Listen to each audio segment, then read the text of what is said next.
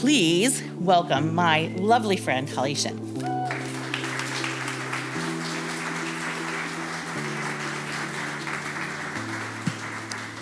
Good evening. Thank you so much for hosting me. I just have to say my thank yous to Building Better SLO, and I'm so bummed that Molly Kern couldn't be here, but she's a lovely human and has been wonderful to work with, and also Andy and the whole team. And thank you, of course, Leanne, to that very generous introduction.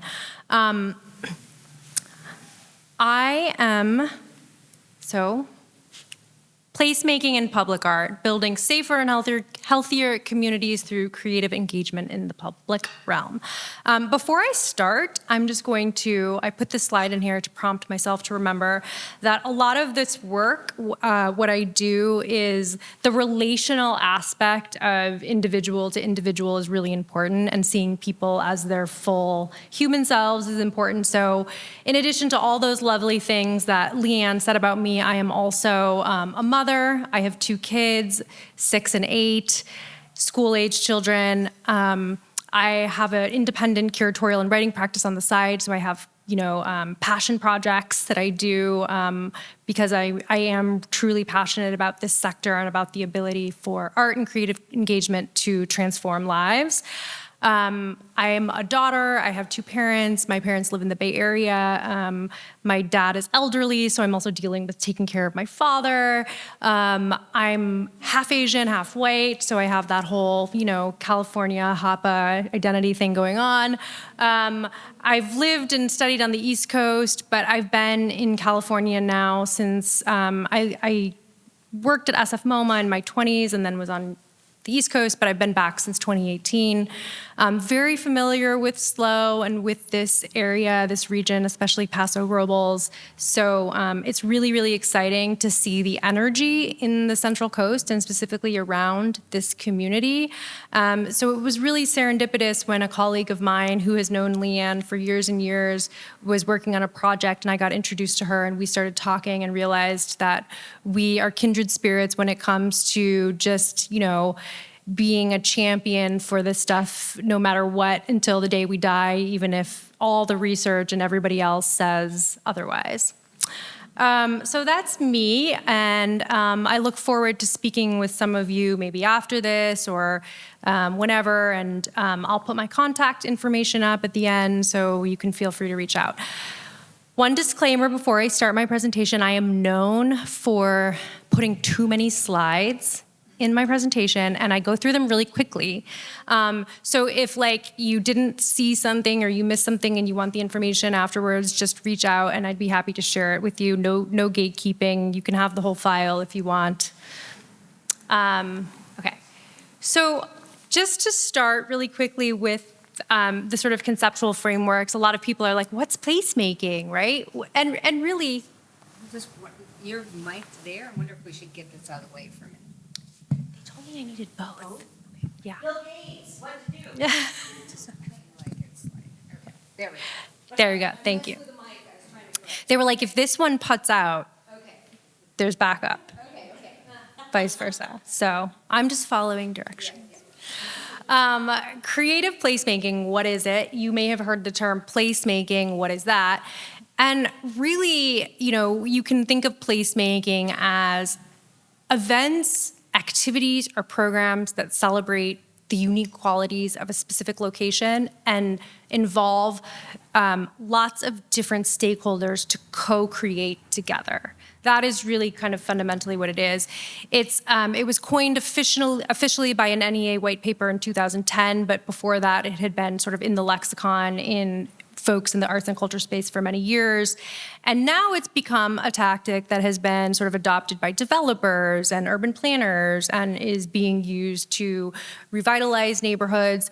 Sometimes there's been criticism around placemaking, right? The whole gentrification. You don't want to displace people. And so I think it's really important before we start this conversation to also introduce the concept of place keeping? What's wrong with the place already? Why do you need to change it?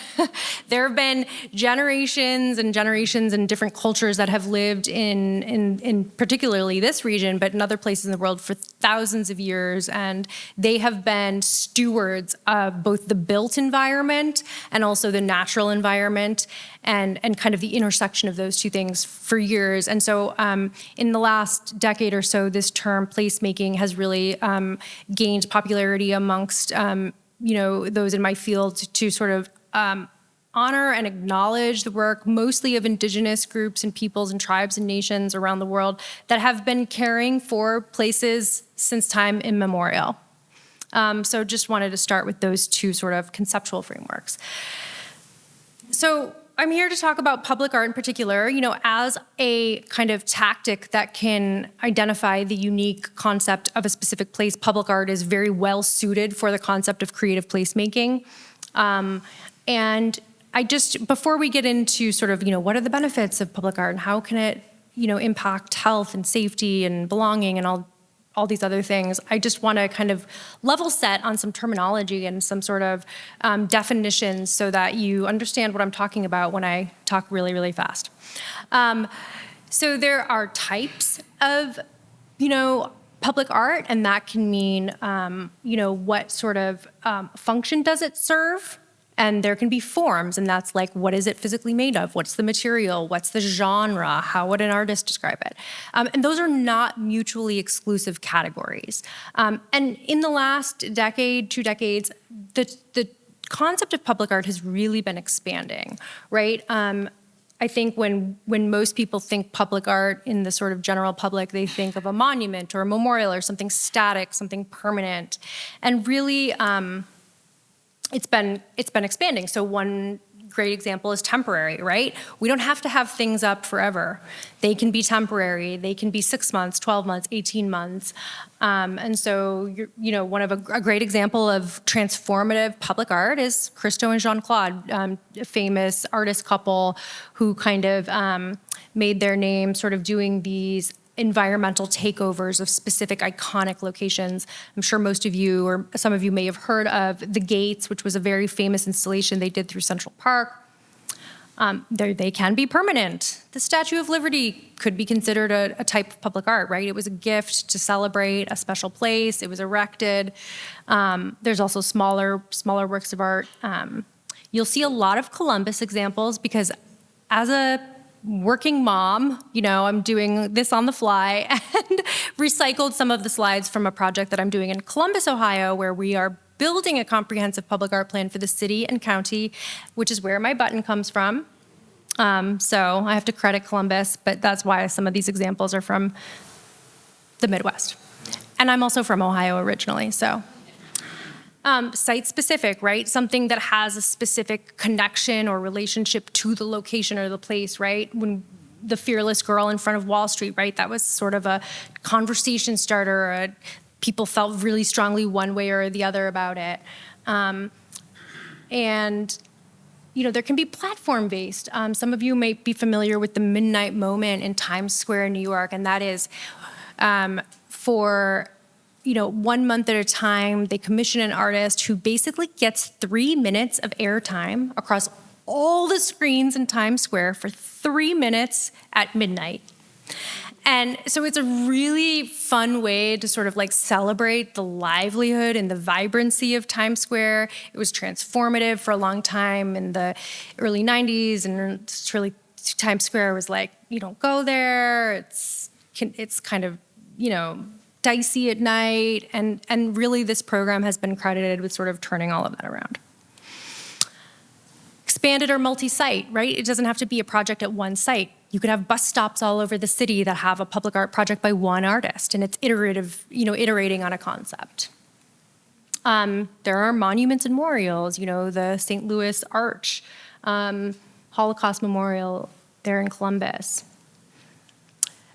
Beacon is a word that's been very popular as of the last couple of years, and really it's meant to to indicate a type of art that sort of stakes out an iconic location and that becomes a part of the wayfinding of a city. So the one that I love in San Jose, which is where I live, is the Christian Muller Hands. And so this is a parking garage for the airport. And it is the most beautiful parking garage ever. And you see it when you're coming across 87, which is the freeway that circles the city before you go off to 280 or 101. And you, first of all, you know you're at the airport, and you think about the work, and you're excited to park your car, which is incredible, right? The work on the right is a very famous public art artist, Janet Eckelman, who recently she does these beautiful woven net pieces that are illuminated and kind of have this own kinetic vibrancy on their own. And she did this amazing piece at the intersection in downtown Columbus. And it's the first time she's ever done one of these works above an actual active traffic intersection.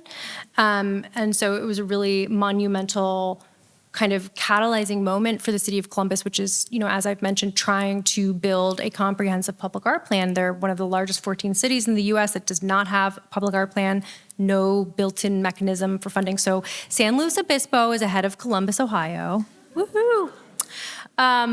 Everyone's probably familiar with the Bean in Chicago. That's the Boston Rose Kennedy Greenway, that mural there. That's a rotating program, very similar to the High Line in New York. There's utilitarian and the built environment. I love the one up in the upper right-hand corner, even though it's a little bit literal. But sometimes literal gets the job done, and it's fun. The Yeppe Hine bench, that was a really, fabulous kind of installation in Brooklyn Bridge Park a couple of years ago that sort of put Yeppe on the map, and everybody is dying to get one of these innovative bench installations. And then there's also forms, right? So again, this is pretty basic, but there's murals. There's land and environment art, right? And you can do things. The one in the upper right is a work in Palo Alto that was commissioned by the Palo Alto Art Center, and it's essentially a temporary environment built to foster the local ecosystem, the local natural environment. So it's a home for all the insects and birds and animals that live near the marshes and the bay. Spiral Jetty, those of you who don't know, Robert Smithson, 70s, Salt Lake City. He was really into blood and red, and the lake was red, and dumped all these rocks and made a little spiral. It's pretty awesome. I've been there. Street art, which can take many different forms. Street art can be murals. It can be asphalt art. It can be graffiti, digital and new media. And art can also be events, public art, right? So if you have a festival or a event-based program in the public realm, that can be considered public art. And there are a lot of cities now that are changing or expanding their formal definition to allow funding for public art to fund programs that are actually events. Music festivals. City Dance in San Jose is one of my favorite programs. It happens every August. And essentially what they do is they turn the public streets and the public areas in San Jose into venues for sort of guerrilla pop-up dance concerts. It's amazing. You're walking to the grocery store, you're going to the museum, and there's like choreographed, planned dances that happen. Public is welcome to join, and it's organized by the ballet, the San Jose New Ballet, which was the sort of reconfiguration after the ballet went broke and they started again, but they've been running this program for many years, and it's so much fun. It's really, really fun. Okay, so I'm just checking my time. What are the benefits of public art? Here they are up on a slide. There's a lot of them. I'm only gonna talk about case studies for maybe 2 or 3, and then I'll go quickly through the other ones. But the 2 that I really want to focus on today are the social cohesion and the public health and safety. Although I will say that public art is absolutely 100% a tool for economic development. And the best example of that is Chicago's Bean. That thing is it's just a tourist magnet. I will also say that the firm I work for, Lord Cultural Resources, developed Chicago's cultural plan in 2012. And one of the things that our sort of claim to fame, if you will, was in the public outreach during the planning process, it was kind of like, well, what's unique about Chicago? What is Chicago's superpower? And everybody kept talking about the architecture. And it was like, well, why couldn't there be some sort of event-based, architecture festival or celebration? And so the founder of my firm, Gail Lord, stalked the founder of the Venice Architecture Biennale for many, many years until she finally got his blessing for Chicago to essentially be the North America venue, the only other global venue in the world besides Venice to have an architecture biennale. And so the first one they did, I think, was 2015, and it generates millions of dollars in additional tourism on top of what Chicago was already doing before that. And so it's a really great example of how you take a unique quality of a place, you celebrate it, you maximize it, and you turn it into something to celebrate that can attract, tourism, which equals, money, dollars for cities. But one thing I just want to point out, I put this slide in here, is that there's a lot of research on this. This is not just me and Leanne being, stubbornly passionate, right? And one of the big studies that recently came out last fall was an aggregate study. So they looked at all the other studies to say, okay, what is actually the real scenario here? And they did find that overall, public art has a positive impact in all different realms: economic growth, sustainability, cultural identity, supporting the creative sector, social cohesion, and public health, which is a big one. So social cohesion. Public art at its core strengthens a person's affinity to place by driving conversation, by provoking one to think about the built environment. A lot of times we are on our way during the day to work, to school, whatever it is, and we take for granted the built environment, but everything that exists around you today was planned by somebody 20, 10, 25, 30 years ago. So what is very challenging about this field, but what also excites me, is that idea that the work that we're doing now might have a direct impact in 6 months, in 12 months, in 2 years, but really it's about the long term, right? If you look at any great civilization, right, what is like one of the biggest sort of indicators of the success of that society is their culture, what came out of it, right? We celebrate the Italian Renaissance. We celebrate all of these societies over thousands of years that have had really amazing culture, and that is an indicator of the overall health and wealth of a society. So there was a recent 2019 big paper done by Art Place America, which is what was an arm of the NEA and a very well-known consulting firm, to sort of try to put data behind this. And one of the studies that they cited was a project in Denver, which was called Happy City Denver. And what they did was they had a artist, Stuart Semple, set up an installation in the airport where it was called emotional baggage drop, which I just think is like the most brilliant, because how often are you at the airport and just so annoyed at everything, right? You're just irritated for a number of reasons. And so they set up this thing where essentially people could go in and just vent to somebody who would listen. It was like on the spot pop-up therapy. And then they surveyed people afterwards, and they did a control group of folks who were not privy to the installation, and found that, yep, the folks that had gone through this displayed a much higher rate of feeling like they had a support system, feeling like they had solutions to their challenges. And so just everybody knows, right? Like just having an ear sometimes is all you need. And that can be one of the functions of art. In addition to that, anytime you are working on a public art project, it is never one entity, right? If you think about anything involving the public right-of-way, you're automatically talking about city officials, you're talking about city departments, you're talking about the constituents, the citizens that use that public space. And so it forces people to get in the same room and work together. And so that is actually one of the things that I love the most about this work, is that even though I'm a consultant and we go off in different cities and do these projects where we essentially help cities, create plans for for cultural infrastructure or infrastructure for public art, I think of myself, I like to call myself trans-local. So we go into a community, we embed ourselves in that community, and we figure out what are the unique characteristics, the disposition, and how do we maximize those. And that's really like, that's what this work is all about. And doing that, again, it forces those different sectors, those different constituent groups, stakeholders to work together to create something that everybody can appreciate. So this is just, a sort of diagram to show what I just said was, well, how does public art drive social cohesion? I walk past it every day on my way to work, and what does that do?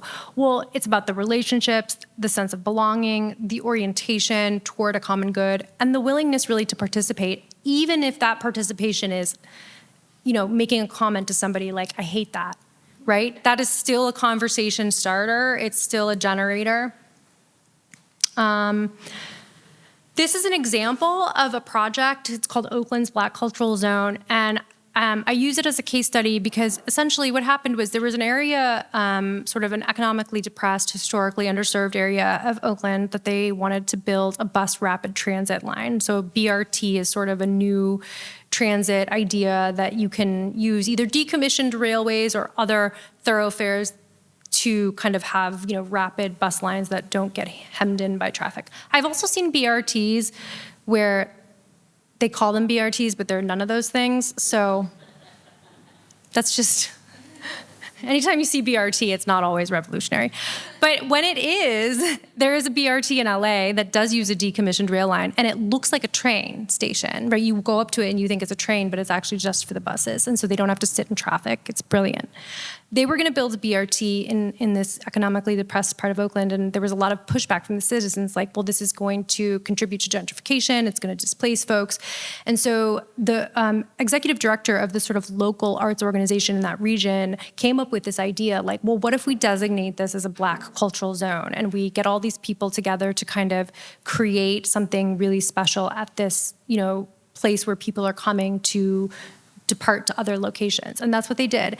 And it's had a whole life and iteration of itself. It turned into a market, it turned into a skate park, it turned into a library, and it's been going on for several years now. And it's it's an example of how art can really, public art in particular, can be a tool that other sectors avail themselves of. So a lot of times people are like, well, why fund public art? Why do this? There's housing, there's food crisis, there's all these other things going on in the world. And, my response to that is art is never meant to take away from those things or to be a pillar in and of itself. It's always meant to be a tool that can be applied to the wider social sector. So a lot of what we do in cities is go in and train city planners, folks in the city manager's office, how to understand the nuances and the sort of mechanical, technical operations of public art to use it to their benefit. So public health and safety. So for many years, folks in the public art sector were talking about how art in crosswalks and in streetscapes was wonderful. And everybody was like, no, it causes accidents, it's terrible. I was on a call today and somebody said that. They were like, oh, that public art, it's caused traffic accidents. It's always anecdotal. So finally, Bloomberg Philanthropies, thank God, love them.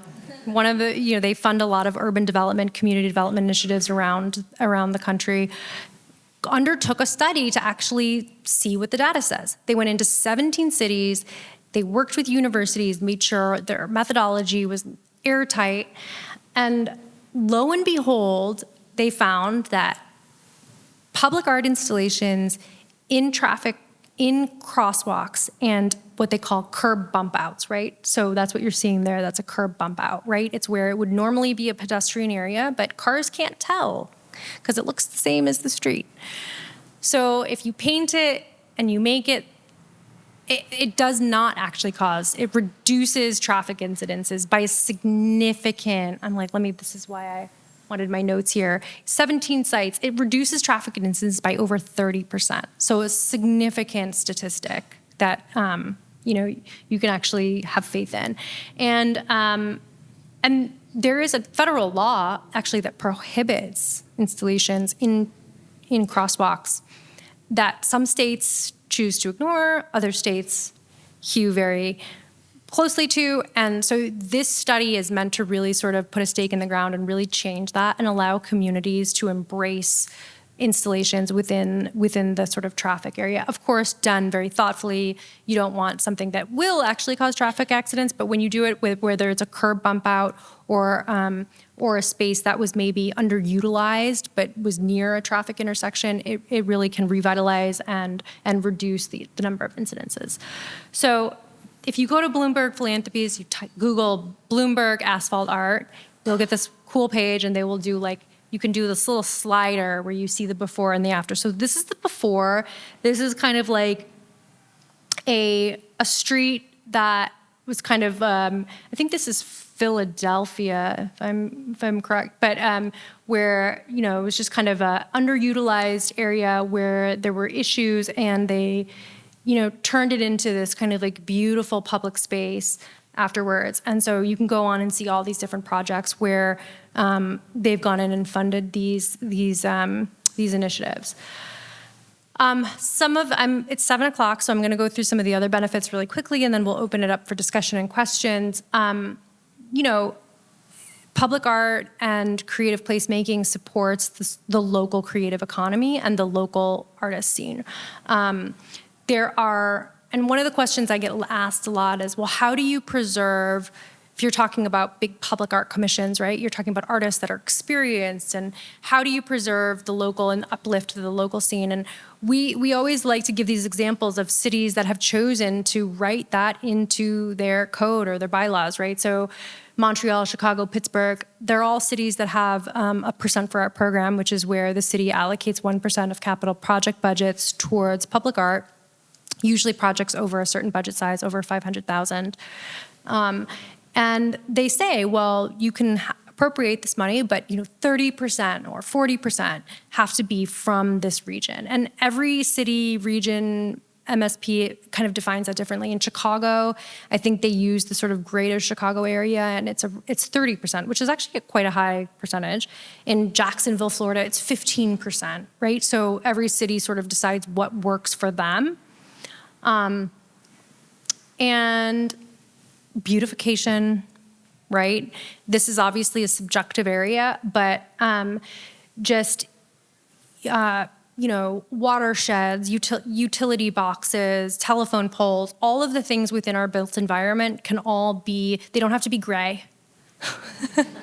We don't want to live in a gray city, right?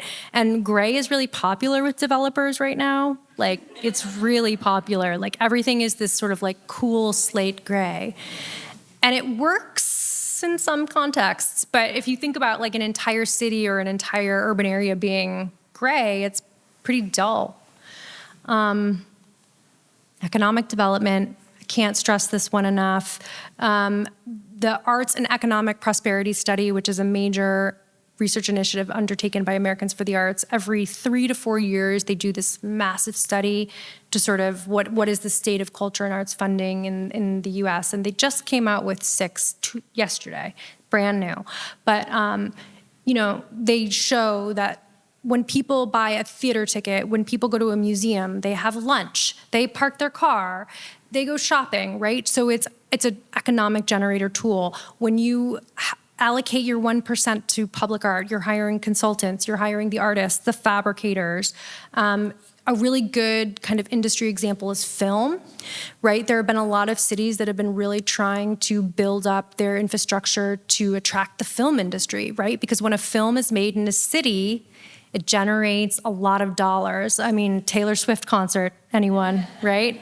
So you can apply that same thinking to public art if you have a cultural district or you have a concentration of public art in a city, places like Detroit or Cincinnati. People, that's a destination, right? It's something that attracts people and it's really, really important.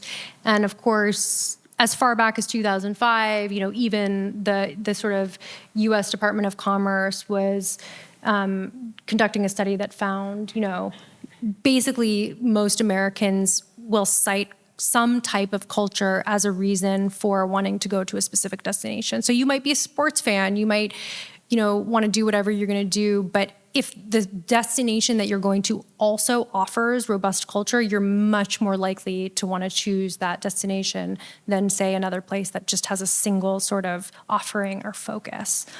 And that's something that San Jose has dealt with a lot, because people, when I first moved there, people said to me, well, just so you know, the main event in San Jose is not art, it's tech. I was like, really? And I think what Leanne was talking about, the Facebook First Fridays, was a good example of how, I wanted to come in there and say, well, tech can have a role in this, and we got Facebook to essentially, sponsor the museum at a huge, 6-figure, 7-figure number. And then the pandemic hit and they took it all away. So boo-hoo, but it'll come back. It's cyclical, it always does. But anyways, economic development is a big one. And that's it. I'm 7:05. So good.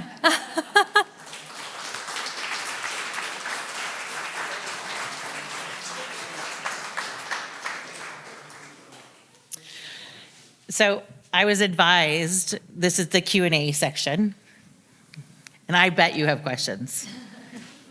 Can you put your hand up if you have a question already? Okay. But I was advised I get to start. And so I'm actually going to choose a thing that I care about deeply, and it is, what is the ideal connection? You referenced Facebook as the last thing. How can corporations or businesses get involved and deeply, besides developers, how can they get involved in making public art a part of the narrative of each of our communities? That's actually a really good question. And there's been a lot of research in the last couple of years that shows that corporate sponsorship and giving is way down. And part of the theory behind that is that corporations are now being more influenced by ground up, right? So if you think about what's going on with the unionization, Amazon, workers have power. So what I would say is that the way to get corporations is to get the employees that work at them to be loud about what they want their companies to invest in. And so in the 80s, there was huge corporate sponsorship. Philip Morris cigarettes, they funded all the arts in New York until people were smoking is bad. But it changed somewhere in the 90s and the early 2000s, right? Corporations really, the giving started going down. And really, in my sector, the conversation has been about rallying grassroots level initiatives through the employees, to get the employees, because really the days of powerful CEOs, it still exists to a certain extent, but really it's about bottom up. Yeah. Thank you. So I'm going to go ahead and now I got loud. I'm going to go ahead and let someone from the audience start a question. Who wants to start? No? Okay. You mentioned that the artists that you'd be recruiting to create public art would be local artists. And I wondered about why exactly that was in terms of, hitting ground running for tourism with a name. Oh, With a name. look at you. And if there was I can see the investment from the local arts community. I don't mean to deny that at all. But is it exclusive, or is there a percentage, or is there policy development? I should clarify. The question was, I had mentioned, uplifting local artists as part of public art initiatives, and why that instead of national or more experienced artists. I have to say, it varies totally depending on the community, from community to community. In some communities in the U.S., there is a artist community, and oftentimes when you put out an RFP, and let's say you're going to pay $50,000 to put up a mural, and local artists who pay studio rent, they've gotten their degree and they may have some sort of commercial job, but they're passionate about their practice. They see that money going to people that don't live in that community for a mural that's going to be outside a grocery store or in a park. That upsets people. it makes them feel like, why is our city investing dollars in flying somebody out instead of investing in the resources? And the answer to that question is that it can be both. It doesn't need to be one or the other. I'm a firm believer in, high tides lift all boats. When you bring in national artists to a city, it says something about the quality of that city. And so in turn, the artists that become the output of that city benefit from that exposure.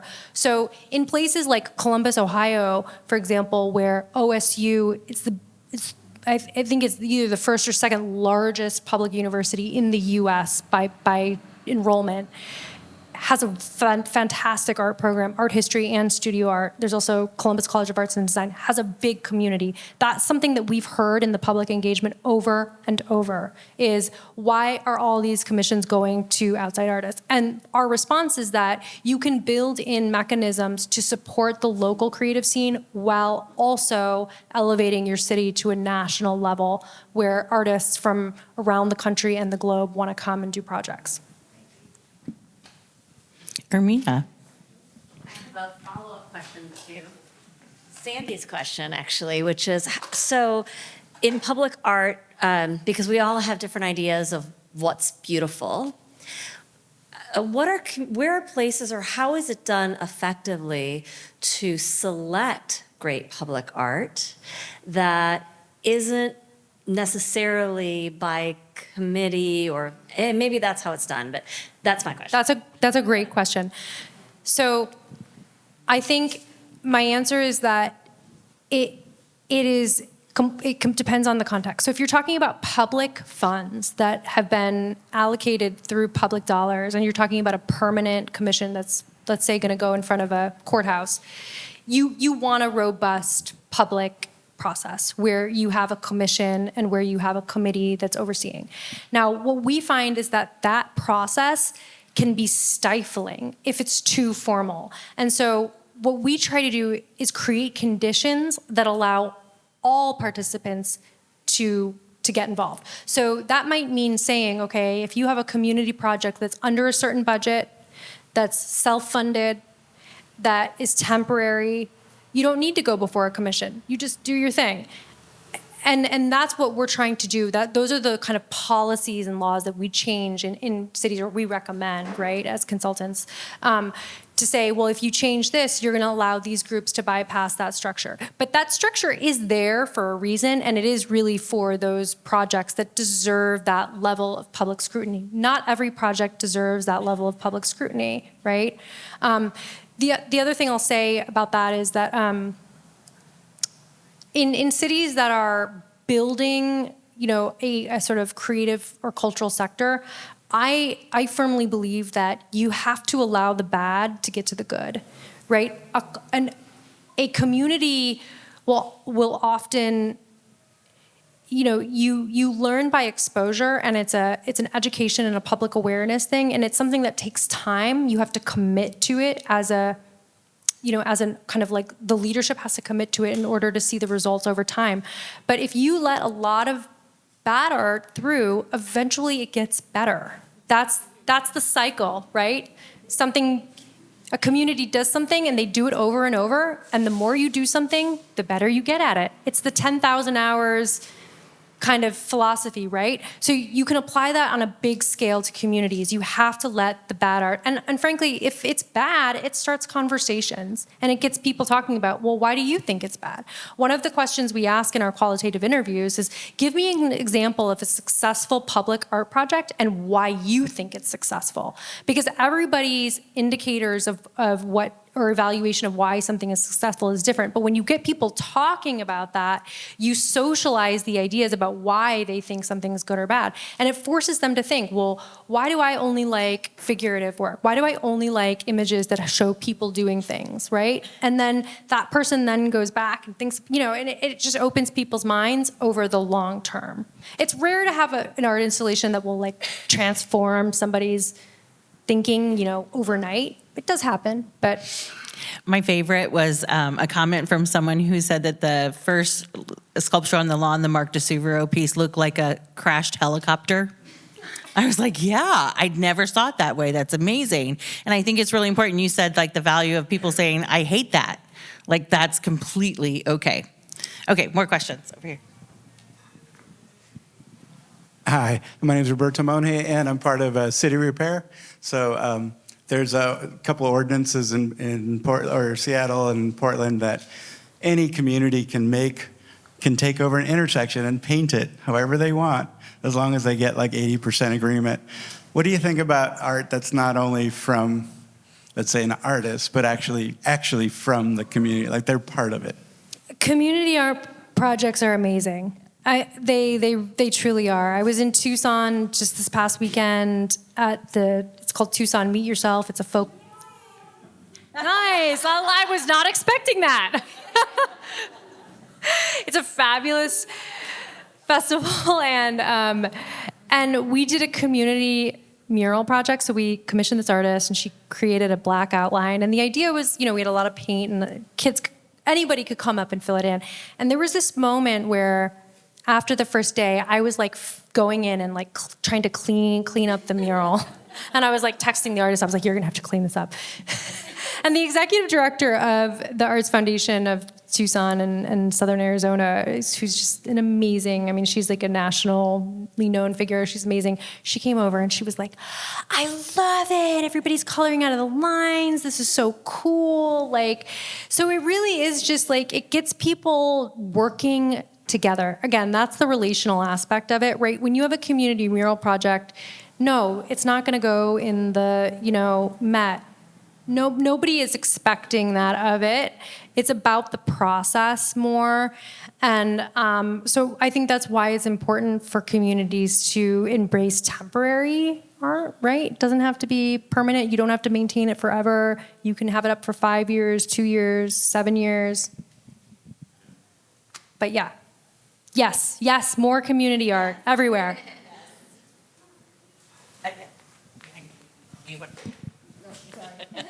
I have a question. So we've talked a bit about how businesses can get involved. I think we have a handful of architects in the room. Sometimes, actually often, I work on affordable housing projects in San Jose, and we have a space for art, or we have an idea about we would love art on this project, especially with affordable housing funding. It would be really great to get art on this project, but how do I find an artist, especially a local one, for these community-based products? Yeah, so what a lot of cities are doing is providing toolkits. So basically, really sort of DIY. What do I do? What's the process? Here's a template for an RFP. Here are the things that an evaluation committee, a citizen advisory group should think about when they're evaluating projects. Here are the industry standards. So a big one is especially if it's a commission over a certain amount, you have to pay artists for the proposal if you want a good one. Right? Yes. Thank you. And in a lot of ways, what cities are doing is also using a Office of Arts and Culture or an Office of Cultural Affairs, again, as a department that works with all the other departments. So let's say the water department, they're doing a new watershed and they have some money and they want to hire an artist. And they're like, what do we do? You go to your partners in the Office of Cultural Affairs or the Parks and Rec department that have the competency, the skills, and you work with them to do it. So you're not reinventing the wheel, right? I think that's a big one. But the toolkits are really helpful, and your local arts agency should also help.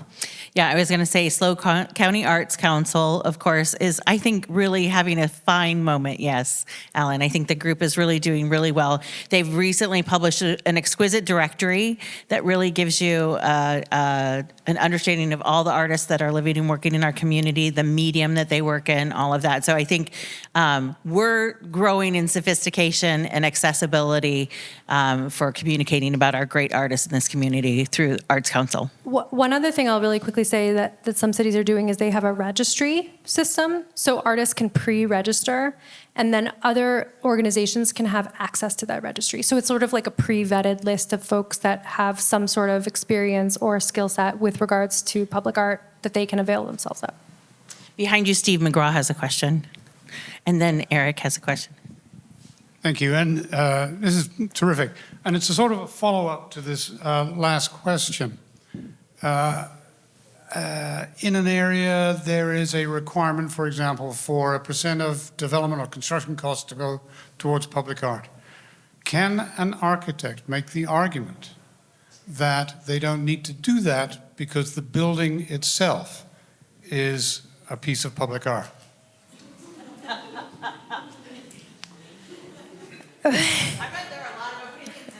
I'm sure that there are a lot of opinions. So I'll give you a really good example.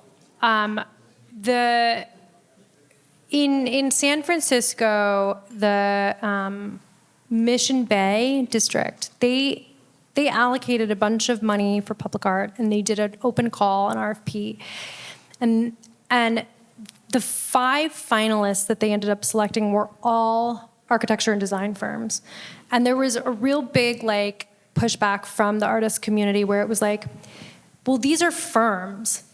They have the infrastructure and the resources of a firm, right? And that's different than an individual creator or an individual artist. And so I think it's about transparency. So if you're opening up a process, the Holocaust War Memorial or Holocaust Memorial that you saw in Columbus in my slides, that was an international competition for an architecture firm, and it's, I would consider that a piece of public art. But the context around it was, we want an architect to build a building that will also serve as a monument. So I think it's about the intention behind the project in communicating that. And if the intention is to support individual artists, then no, it shouldn't go to an architecture firm. Because again, what ended up happening in Mission Bay was that all the proposals looked like architecture firm proposals. And then you don't get the creativity, the uniqueness. You get what a firm is putting out. Eric, do you want to ask your question? Andy's going to throw you a mic. Yeah, thank you. Well, I mean, it's so apparent, how important art is to our communities. My question is around how to propel it, how to fund it. And so I'm curious if you could talk a little bit about funding strategies that can help deliver more art. I'm aware of a program in Denver where I believe they created an arts master plan and had the voters actually tax themselves to create a fund. Do you know about that? Yes, I do. So I could talk for hours and hours about this. I actually had Denver in there as another robust case study, and then I was like, I need to edit. But so Denver is interesting because they're one of the oldest cities with a historical percent for art. So they have been commissioning out of their capital project budget for decades. And then in the early 2000s, the city had a real graffiti problem. And they used that as a catalyst to create an initiative where they were uplifting the graffiti artists and supporting them instead of sort of ostracizing them.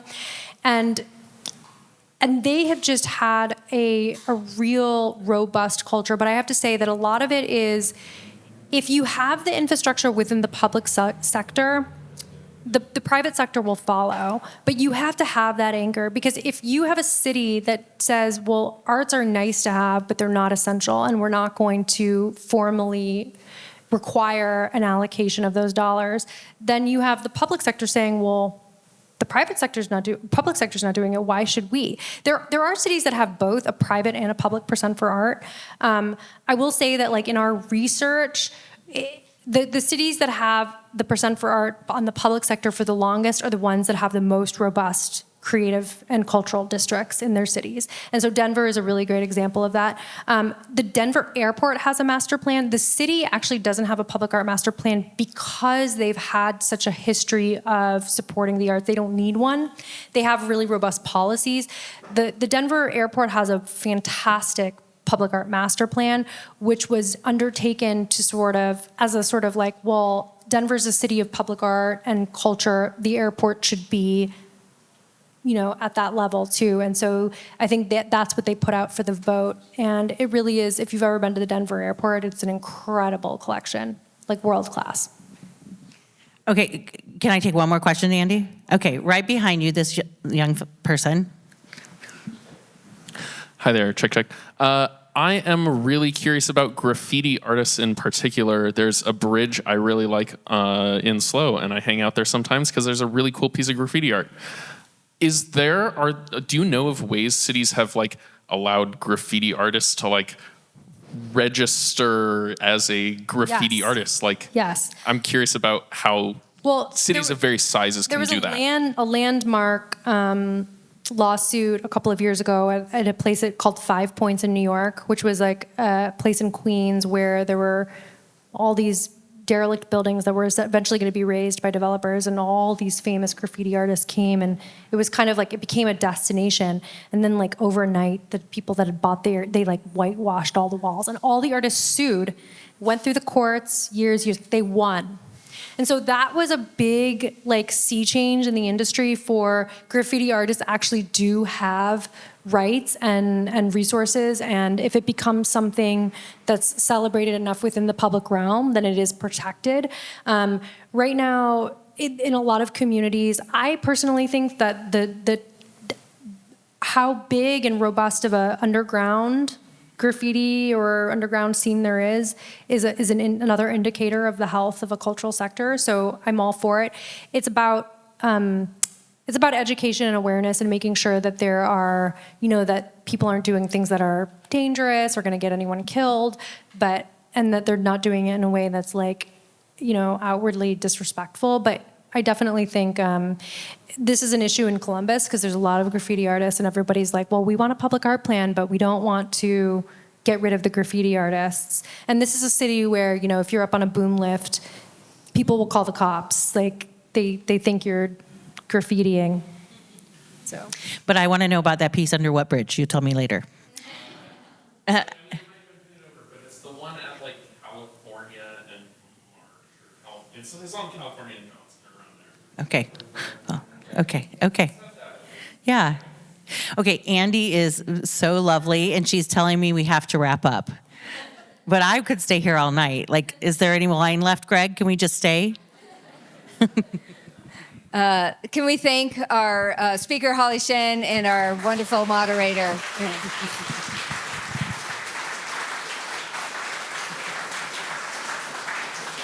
Super grateful, great conversation. I always come away from these so buzzed, so ready for whatever's next. I would like to thank again our amazing sponsors for helping to bring our artists and speakers here, and just a fabulous group of people. And we already have our next lecture lined up. It's not until April, but Francis Anderton talking about multifamily housing and planning. So we're covering a whole range. We hope to see you then. Feel free to linger and converse, and thanks everyone for being here.